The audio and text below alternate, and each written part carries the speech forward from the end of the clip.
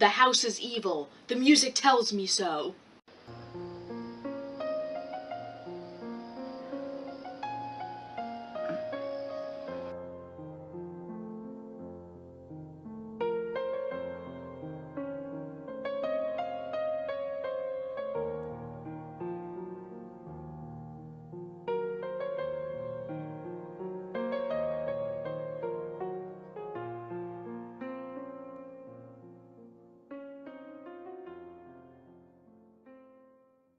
This is a long TV movie about vampires. It came out in 1975 and comes across as a little bit dated, and since it was a miniseries, it actually has some commercial wipes. With that being said, there are some great elements that make this an entertaining watch for the most part. Ben Mears moves back to his childhood home of Salem's Lot because he wants to write a book about a very famous haunted house there, a house that he swears draws evil people to it, given it has a history of murder and suicide. His mother actually used to work there for the previous owners, and he's always been curious about it. At one point, he actually describes going into the house on a dare and seeing some very horrifying images of ghosts, including the previous owner who had killed his family and hung himself, so the house has always had him very intrigued. He meets a young teacher by the name of Susan, and they start dating. He reunites with his old teacher Jason, the one who inspired him to become a writer in the first place, and for what I'm assuming is a few months, actually lives in a boarding house working on his book. People are suspicious of his outsider status, and that he's a writer because, I guess, regular folk are spooked by writers? Never had that happen ever. Most of the time people are very condescending or curious, so never outright creeped out. Not only is Ben an outsider, but the townfolk are also dealing with this British guy that just moved in who wants to open up an antique shop. And you know he's evil because every time he shows up, they play this loud, blaring, evil music. And you know he's British. That's how that goes, right?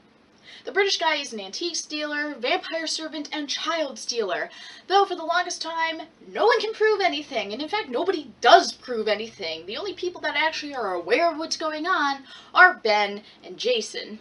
Over time, people seem to be inflicted with fatigue and death caused by anemia, and no one has any answers why all these people are just dropping dead.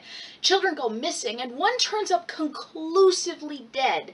We as the audience are fully aware it's vampires. I mean, hell, the series plays its trump card early and does reveal at least one of the feeds, which, yeah, actually was quite creepy. There are two kids that are victims. The first one is a little boy. He's kidnapped in the woods by the British guy. Yes, he has a name, but I'm just calling him the British guy. And is left to be eaten by the Master.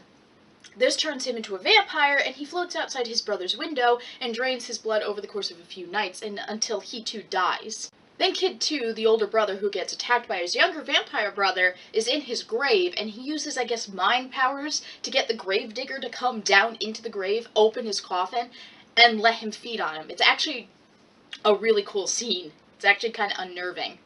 And the gravedigger ends up sick, and he ends up staying at Jason's house for the night, and yeah, he ends up dead too, much to Jason's dismay. When he shows back up, it's actually quite scary. Because of the makeup that they do, he's trying to enchant Jason, trying to make him look at him, which is how they mesmerize you. They make you look at them, and that's what really controls you. But if you're really strong-willed, you can push them out. And Jason uses a crucifix and pushes, the gravedigger out the window.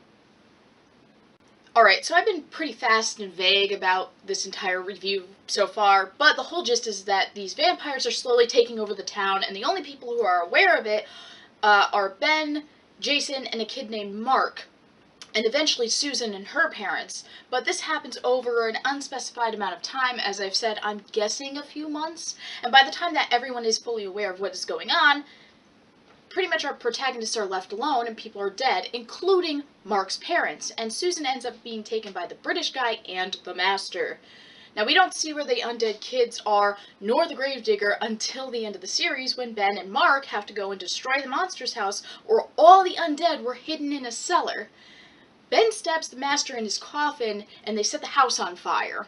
Now, over the course of the film, it's actually very slow and focuses on the mystery.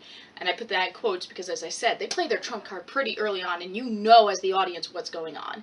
And it builds up and uses a lot of strong music cues. And I mean, seriously, sometimes it's too much with the music. It lacks subtlety, is what I'm getting at.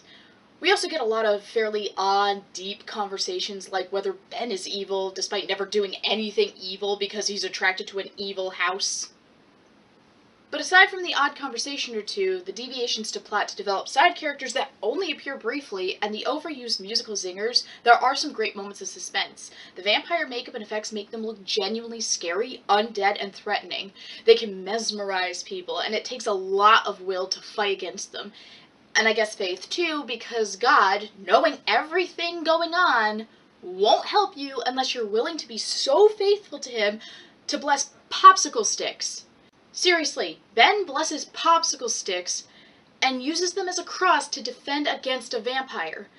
Seriously, having faith, a cross, can save you against a vampire, and yet God lets 2 children die, another's parents get killed right in front of him, a grieving mother is turned into a vampire, Susan is taken away from her life, turned into a vampire as well, and Ben, yeah, benevolent my fucking ass.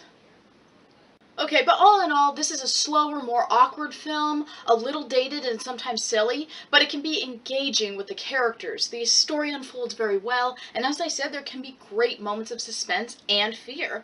All in all, I recommend it.